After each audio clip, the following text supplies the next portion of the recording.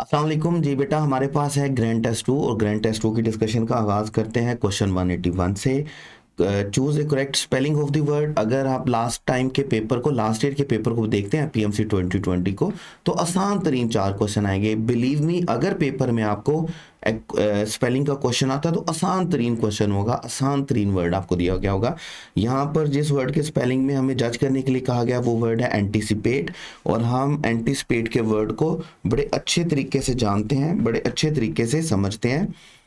और इसके correct spelling हमारे पास कौन से चलेंगे? ANTICIPAT। ठीक है, इस वर्ड को हम बड़े अच्छे तरीके से समझते हैं, हम पढ़ते आ रहे हैं 9th 10th first year second year class से। तो करेक्ट ऑप्शन आपके पास कौन सा होएगा? डेल्टा। मैं दोबारा बोल देता हूँ कि स्पेलिंग का क्वेश्चन अगर आपको आता है तो इंतहाई आसान होगा। मैं दुआ कीजिएगा कि ज़्यादा से ज़्यादा क्वेश्चन आए स्पेलिंग के। लास्ट टाइम 4 क्वेश्चन थे, बच्चे सिनोनिम्स करते रहे, इंटोनिम्स करते रहे, सेंटेंस कंप्लीशन करते रहे, लेकिन पीएमसी के पेपर में जो वोकैब से रिलेटेड क्वेश्चन दिए गए थे वो 4 क्वेश्चन थे, और 4 के 4 क्वेश्चन क्या थे? स्पेलिंग के थे। उसके बाद 182 है। 182 में we did not watch TV last night. देखें, 5 काइंड्स होती हैं सेंटेंसेस की। 5वीं में मैं यहाँ पे उसका नाम लिख देता हूँ, ऑप्टेटिव। आपको इस तरह का क्वेश्चन आ सकता है कि ऊपर सेंटेंस लिखा गया होगा और नीचे क्या किया गया? ऑप्शन में काइंड्स का नाम लिखा होगा। आपको सिर्फ ये करना है, सेंटेंस पढ़ना और जज करना है ये कौन सा सेंटेंस है। देखिए, अगर हम 1 बाय 1 करके बात करते हैं तो सबसे पहले हम बात करते हैं इंट्रोगेटिव की। इंट्रोगेटिव हमारे पास ऐसे सेंटेंसेस होते हैं जिनमें क्या किया गया होता है? क्वेश्चन पूछा गया होता है। ठीक है। एक्सक्लेमेटरी हमारे पास वो सेंटेंसेस होते हैं जिनमें फीलिंग्स को एक्सप्रेस किया गया होता है, और इंग्लिश में 3 तरह की फीलिंग्स होती हैं। एक फीलिंग हमारे पास कौन सी होती है? जॉय। एक हमारे पास कौन सी होती है? सॉरो। और एक हमारे पास कौन सी होती है? अमेजमेंट। ठीक है। और ऐसे सेंटेंसेस में हम वर्ड यूज करते हैं, जैसे हमारे पास एक्सक्लेमेटरी वर्ड होते हैं, हुर्रा, अलास, वाओ, इस तरह का वर्ड हम यूज करते हैं। और उसके बाद हमारे पास होता है इंपेरेटिव। इंपेरेटिव में 4 चीजें होती हैं। इंपेरेटिव में नंबर 1 चीज होती है जब आप किसी को ऑर्डर देते हैं, मतलब अगर टीचर स्टूडेंट से कहता है open your book, close the window, stand, sit, तो ये सारे के सारे वर्ड हमारे पास क्या होंगे? इंपेरेटिव वर्ड्स होंगे, इंपेरेटिव सेंटेंसेस होंगे। और दूसरी बात होती है अगर आप किसी से कोई रिक्वेस्ट करते हैं, मतलब अगर आप किसी से बोलते हैं please give me a glass of water, please do that, please give me a favour, तो आप इस तरह बोलेंगे तो आप इसको क्या बोलेंगे? रिक्वेस्ट। 2 चीजें ये हुई। उसके बाद 2 चीजें आपके पास क्या होती हैं? जब आप किसी को कोई काम एडवाइस करते हैं, आप नसीहत करते हैं किसी को, मतलब आप बोलते हैं speak, always speak the truth, respect your parents, concentrate on your study, ये आपके पास क्या होगी? एडवाइस होगी। और अगर आप किसी काम से मना करते हैं, अगर फॉरबिड करते हैं, आप किसी काम से मना करते हैं, तो उसको भी हम किस में लेते हैं? इंपेरेटिव में लेते हैं। मतलब मैं किसी से बोलता हूँ don't spoke, don't tell a lie, तो don't smoke, don't tell a lie, ये हमारे पास क्या होंगे? मना ही होगी, किसी काम से मना करना। ये 4 चीजें हमारे पास होती हैं किसमें? इंपेरेटिव सेंटेंसेस में। रिक्वेस्ट होती है, ऑर्डर होता है, एडवाइस होता है और फॉरबिड होता है। उसके बाद डिक्लेरेटिव सेंटेंसेस में हमारे पास यूनिवर्सल ट्रूथ होता है नंबर 1। जितने भी यूनिवर्सल ट्रूथ होते हैं उनको हम किस में लिखेंगे? उनको हम डिक्लेरेटिव में लिखेंगे। और जितनी भी स्टेटमेंट्स होती हैं, सिंपल जो स्टेटमेंट्स होती हैं जिसमें सिंपल काम, कोई मैसेज कन्वे किया गया होता है, कोई फैक्ट एंड फिगर बताया गया होता है, कोई आपके पास इस तरह की कोई भी जो न्यूज़ दी गई होती है, अगर आप सिंपल स्टेटमेंट कोई बोलते हैं, सिंपल मैसेज कन्वे करते हैं, तो हम उसको कौन सा सेंटेंस बोलेंगे? डिक्लेरेटिव बोलते हैं। ऑप्टेटिव में 2 चीज़ें होती हैं आपके पास। ऑप्टेटिव होता है जब आप किसी को दुआ देते हैं, या ऑप्टेटिव आपके पास होता है जब आप किसी को क्या करते हैं? बददुआ देते हैं। ये 5 काइंड्स आपने याद रखनी है सेंटेंसेस में। सबसे पहले डिक्लेरेटिव है जो सिंपल सेंटेंसेस होते हैं, सिंपल स्टेटमेंट्स होती हैं। उसके बाद इंट्रोगेटिव है जिसमें क्वेश्चन पूछा गया होता है। उसके बाद एक्सक्लेमेटरी है जिसमें फीलिंग्स को एक्सप्रेस किया जाता है। उसके बाद इंपेरेटिव है 4th नंबर पे, जिसमें ऑर्डर, रिक्वेस्ट, एडवाइस या फॉरबिड होता है। और उसके बाद ऑप्टेटिव है जिसमें दुआ या बददुआ दी गई होती है, कर्स या प्रे होता है। जैसे हम बोलते हैं may you go to hell, हम बोलते हैं मे यू लिव लॉन्ग। ये दोनों सेंटेंसेस क्या होंगे? प्रे और कर्स के ऑप्टेटिव होंगे। उसके बाद अब सेंटेंस पे वापस जाते हैं। सेंटेंस है we did not watch TV last night. आप देखें, ये एक स्टेटमेंट दिया गया है कि हमने लास्ट नाइट टीवी नहीं देखा है। ये ना तो कोई फीलिंग है, ना कोई ऑर्डर है, ना कोई रिक्वेस्ट है, ना कोई क्वेश्चन है, ना कोई प्रे है, ना कोई कर्स है। तो इट मीन्स हमारा जो करेक्ट ऑप्शन होगा वो हमारे पास कौन सा होगा? डेल्टा होगा। ये 5 टर्म्स है, आपने याद रखनी है। आपको पेपर में क्वेश्चन इस तरह दिया जा सकता है के ऊपर सेंटेंस लिखा गया होगा, नीचे 4 जो है वो काइंड्स लिखी गई होंगी, और आपको ये देखना होगा कि इसमें से जो सेंटेंस लिखा हुआ है वो कौन सी काइंड का सेंटेंस है। तो यहाँ पर हमारे पास करेक्ट ऑप्शन कौन सा होएगा बेटा? डिक्लेरेटिव। उसके बाद नेक्स्ट क्वेश्चन है हमारे पास 183, he is shameless about his cheating. आप चीटिंग इज, हमें ये बताना है कि ग्रामेटिकली चीटिंग वर्ड या इस सेंटेंस में क्या है। जैसे अगर फर्ज करें, अगर मैं एक सेंटेंस लिखता हूं, मैं बोलता हूं ही इज चीटिंग। अब अगर इस सेंटेंस में मैं चीटिंग के वर्ड को देखता हूं, तो इस सेंटेंस में चीटिंग का वर्ड जो है वो वर्ब है।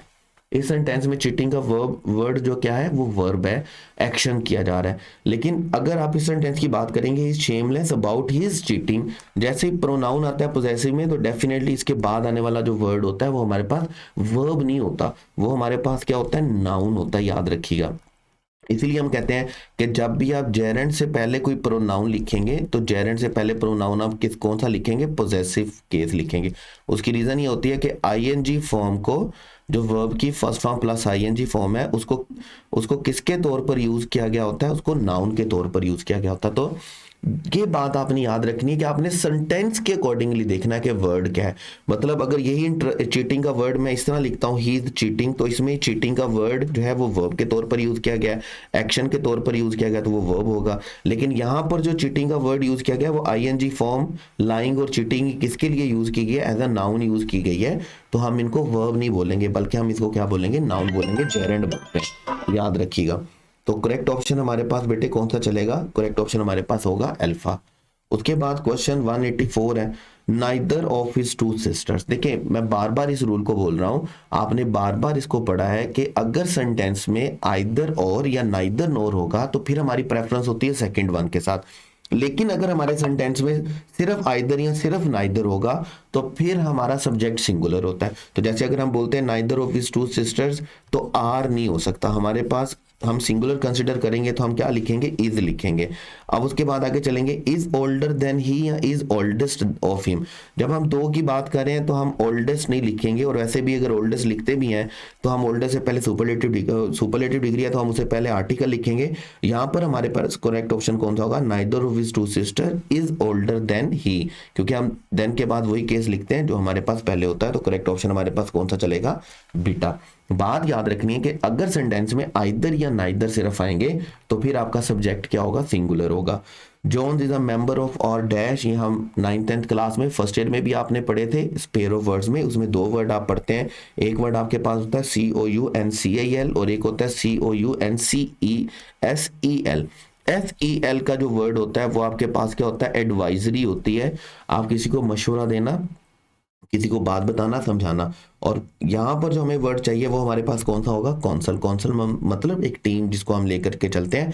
Jones is a member of, और करेक्ट ऑप्शन हमारे पास कौन सा चलेगा, बीटा, COUNCIL, कौंसल। ये वैसे भी अगर आप देखें, अगर आपको थोड़ा सा इंटरेस्ट हो तो आप देखते रहते हैं, आप घरों में भी बोलते हैं हम कि हमारी कौंसल नंबर ये है, हमारी कौंसल नंबर ये है। तो कौंसल का मतलब हमारे पास क्या होता है, टेरिटरी, एक टीम को हम बोलते हैं। उसके बाद क्वेश्चन 186 है, he worked dash of his ability, इसको स्टार कर लीजिएगा। ये प्रेपोजिशन आपने अच्छे से याद रखनी है, he worked of his ability. जब हम इस तरह का सेंटेंस बोलेंगे तो शायद बोलने में हमें ऐसा लगे कि एट द बेस्ट होना चाहिए, विद द बेस्ट होना चाहिए, इन द बेस्ट होना चाहिए, लेकिन आपने याद रखना है आपका करेक्ट प्रेपोजिशन वर्ब के बाद हमेशा क्या होगा, टू द बेस्ट होगा। जब भी आप सेंटेंस लिखेंगे आप ऐसा नहीं लिखेंगे he worked at the best, he work with the best, आप क्या लिखेंगे, he worked to the best of his ability. मैं स्टार कर रहा हूं, इस प्रेपोजिशन को आपने बड़े अच्छे तरीके से याद रखना है। उसके बाद 187 है, I made a suggestion but they dash to ignore it. देखिए ये तीन ऑप्शन, तीन फॉर्म्स होती है हमारे पास। फर्स्ट फॉर्म हमारे पास क्या होती है, चूज। सेकंड फॉर्म हमारे पास जब होती है तो हम इसको लिखते हैं CHOSE, और थर्ड फॉर्म जब हम लिखते हैं तो थर्ड फॉर्म में हम इसको क्या लिखते हैं, चूजन लिखते हैं। अब फर्स्ट फॉर्म और सेकंड फॉर्म में सिर्फ किसका फर्क होता है, एक ओ का फर्क होता है। I made a suggestion, it means हमारा सेंटेंस पास्ट में है तो सेकंड पार्ट जो वो भी किस में होगा, पास्ट में होगा। इसका मतलब हम फर्स्ट फॉर्म को तो चूज कर नहीं सकते, अब सेकंड फॉर्म के साथ हम इसका एडिशन तो करते ही नहीं है। तो करेक्ट ऑप्शन हमारे पास कौन सा चलेगा, चार्ली। ये तीनों फॉर्म याद रखनी है। चूज का सेकंड फॉर्म जब हम लिखते हैं तो हम उसका एक ओ हटा देते हैं। चूज का वर्ड सेकंड फॉर्म में हमारे पास क्या बन जाता है, चोज, और थर्ड फॉर्म में क्या बन जाता है, चोजन। उसके बाद हमारे पास है 188, ही इज इंटरेस्टेड। आप देखें आईएन, हम वर्ब की दो फॉर्म को, ये मैं आपको पहले भी 12 दफा बता चुका हूं कि वर्ब की दो फॉर्म को हम एडजेक्टिव के तौर पर यूज करते हैं, आईएनजी फॉर्म को और थर्ड फॉर्म को। इंटरेस्टिंग को भी हम एडजेक्टिव के तौर पर यूज करते हैं और इंटरेस्टेड को भी हम एडजेक्टिव के तौर पर यूज करते हैं। अमेजिंग को भी हम एडजेक्टिव के तौर पर यूज करते हैं और अमेज्ड को भी हम एडजेक्टिव के तौर पर यूज करते हैं। डेवलपिंग भी एडजेक्टिव होगा, डेवलप्ड भी एडजेक्टिव होगा। तो दो फॉर्म को हम एडजेक्टिव के तौर पर यूज करते हैं, आईएनजी फॉर्म को और थर्ड फॉर्म को। और यहाँ पर जो इंटरेस्टेड का वर्ड लिखा हुआ है वो वर्ब के तौर पर नहीं लिखा हुआ, चूंकि आगे स्टेट ऑफ बीइंग लिखी हुई है। तो यहाँ पर इंटरेस्टेड का वर्ड किसके तौर पर यूज किया गया है, एडजेक्टिव के तौर पर। तो करेक्ट ऑप्शन हमारे पास कौन सा होगा, बीटा। के बाद हमारे पास question 189, the new movie has a number of. जब हम द नंबर ऑफ लिखते हैं तो द नंबर ऑफ में हमारा सब्जेक्ट क्या होता है, द नंबर ऑफ में हमारा सब्जेक्ट क्या होता है, सिंगुलर। लेकिन अगर हम लिखेंगे आ नंबर ऑफ, तो आ नंबर ऑफ में हमारा सब्जेक्ट क्या होगा, प्लूरल। ठीक हो गया। तो ये दोनों बातें आपने याद रखनी है। अगर द नंबर ऑफ तो सिंगुलर होता है, आ नंबर ऑफ तो प्लूरल होता है। तो अब आ नंबर ऑफ एक्टर्स लिखा हुआ है, तो पहली बात है हमने इसको प्लूरल ट्रीट करना है, हमने इसको सिंगुलर ट्रीट नहीं करना। तो हम हैज को तो वैसे ही उड़ा देंगे, हैज वाला तो हो नहीं सकता। उसके बाद हमने ये देखना कि डैट का वर्ड एक्टर के लिए यूज नहीं होता, विच का वर्ड एक्टर के लिए यूज नहीं होता, एक्टर के लिए हु का वर्ड यूज होता है। डेल्टा ऑप्शन हमारा पहले ही गलत हो चुका है। तो करेक्ट ऑप्शन हमारे पास क्या होगा, अल्फा होगा। हम जब रिलेटिव केस पढ़ते हैं तो हम कहते हैं कि ह्यूमन बीइंग के लिए हम डैट और विच का वर्ड यूज नहीं करते, ह्यूमन बीइंग के लिए हम कौन सा वर्ड यूज करते हैं, हु का वर्ड यूज करते हैं। तो करेक्ट ऑप्शन आपके पास कौन सा चलेगा, अल्फा। उसके बाद 190 है, we should dash a proper discussion. अब पहली बात तो ये है, सिंपल रूल आपने याद रखना। आपको जो मॉडल एक्सिलरी के लिए 2-3 बातें याद रखने के लिए कही गई थी। आपसे कहा गया था मॉडल एक्सिलरी के साथ वर्ब की फर्स्ट फॉर्म आएगी जब भी सेंटेंस एक्टिव होगा। अगर सेंटेंस पैसिव होगा तो मॉडल एक्सिलरी के साथ आपने हैव लिखना है, और हैव के साथ वर्ब की कौन सी फॉर्म लिखनी है, थर्ड फॉर्म लिखनी है अगर आपका सेंटेंस पैसिव है। और सारे मॉडल एक्सिलरी के साथ आप कभी भी हैज या हैड का वर्ड नहीं पढ़ेंगे, कभी हमेशा क्या वर्ड पढ़ेंगे, हैव, और उसके साथ हमेशा कौन सी फॉर्म आएगी, थर्ड फॉर्म आएगी।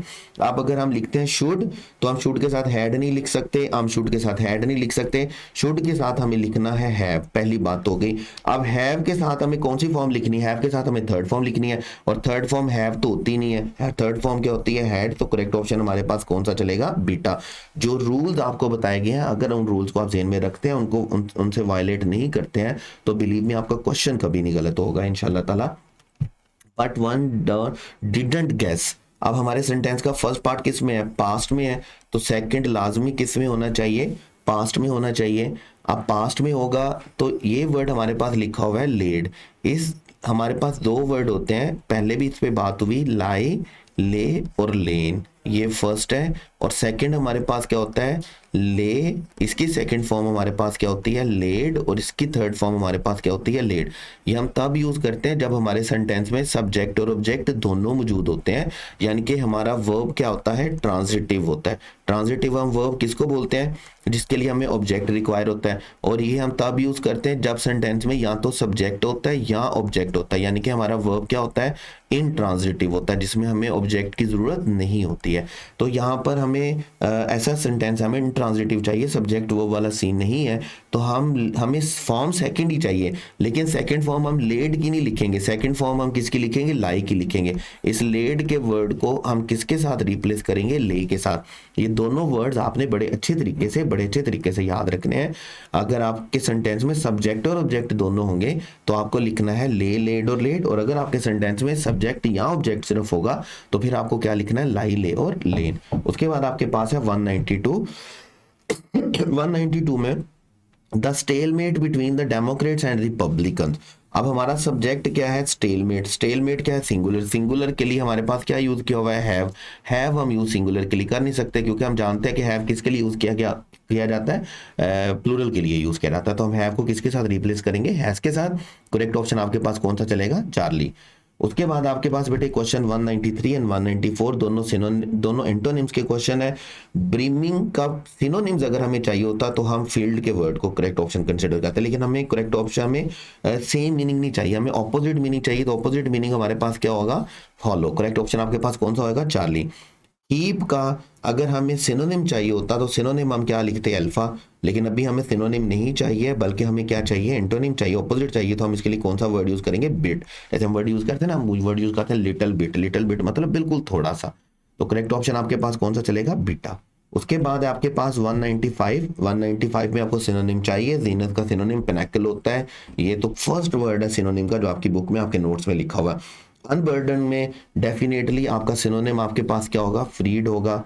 अगर बर्डन होता तो बात कुछ और थी। आप करेक्ट ऑप्शन आपको चाहिए सेंटेंस में से 197 and 198 Christina dash a new dress for her birthday but she didn't get it. अगर उसने चोरी किया गया होता तो उसके पास होता, कहता वो था लेकिन उसे मिला नहीं। अगर उसे रिसीव हुआ होता तो डेफिनेटली उसके पास होता।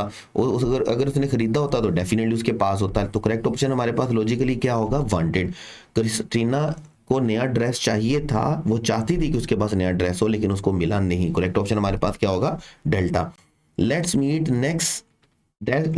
Dash next week. Next week का मतलब हम किसकी बात कर रहे हैं, फ्यूचर की बात कर रहे हैं। पहली बात आप देखें, आपके पास वर्ड होता है सम टाइम। इन स्पेलिंग को जरा अच्छे तरीके से देखिएगा, ये 3 वर्ड होते हैं आपके पास। ये 4th वर्ड डेल्टा ऑप्शन तो आपके पास होता ही नहीं है। सम टाइम का मतलब आप फ्यूचर के लिए यूज करते हैं, हम यूज करते हैं इंडेफिनेट फ्यूचर के लिए। आप किसके लिए यूज करते हैं, इंडेफिनेट फ्यूचर के लिए। जैसे अगर मैं बोलता हूँ ना, या चलें कभी कोई प्लान बनाते हैं, तो मैं उसके लिए क्या वर्ड यूज करूंगा, let's make a plan some time. मैं कहता हूँ कभी मैं आपके घर चक्कर लगाऊंगा, कभी आप मेरे घर चक्कर लगाएगा, कभी यार खाने पीने चलते हैं। हम दोस्तों से कहते हैं यार काफी अरसा हो गया क्रिकेट नहीं खेली, कभी क्रिकेट का प्लान बनाते हैं। तो जब हम इस तरह के फ्यूचर के बारे में बात करते हैं ना, कि कभी हम इस तरह का काम करते हैं, तो हम सम टाइम लिखते हैं। और सम टाइम में आप देखेंगे, इस सम टाइम में हमने स्पेस नहीं देना होता, इसमें हमारे पास स्पेस नहीं आएगा, इसमें हमें स्पेस नहीं लिखना, ये वर्ड को हमने कंपाउंड लिखना है।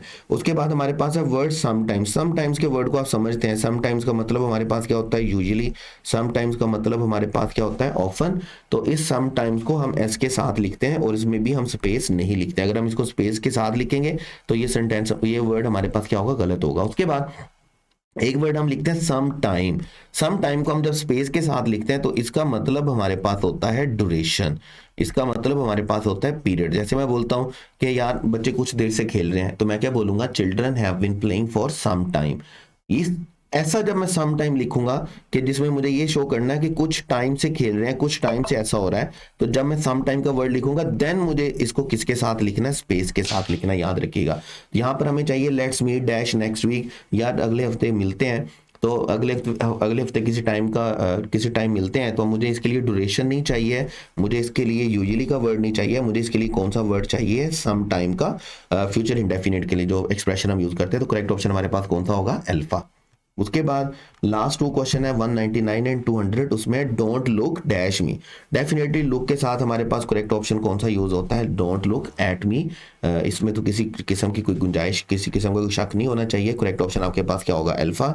आई must apologise dash my rude conduct. अब देखें, अगर तो ये होता पर्सन, आगे लिखा होता कि मैं उससे, मैं अकरम से, मैं असलम से, मैं जलीना से, मैं जॉन से अपोलोजाइज करता हूँ, मुझे माफ़ी मांगनी चाहिए, तो फिर मैं प्रपोजिशन किसी और तरह से यूज़ करता। लेकिन अभी मेरे पास है नाउन, माई रूड कंडक्ट, तो मैं यूज़ करूँगा आई मस्ट अपोलोजाइज।